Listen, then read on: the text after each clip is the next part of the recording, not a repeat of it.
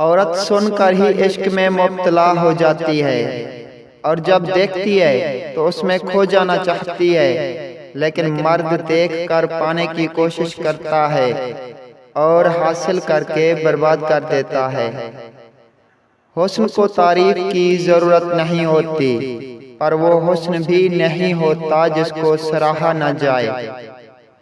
جب آپ کا اچھا وقت ہوتا ہے تو لوگ آپ کی غلطیوں کو مذاق کے طور پر لیتے ہیں، لیکن جب آپ کا برا وقت ہو تو وہی لوگ آپ کے مذاق کو آپ کی غلطیاں سمجھتے ہیں۔ اس کا کوئی فرق نہیں پڑتا ہے کہ انسان کے جسم کا رنگ یا اس کے بالوں کی بناوٹ کیسی ہے، بلکہ اصل چیز اس کی روح کی خوبی ہے۔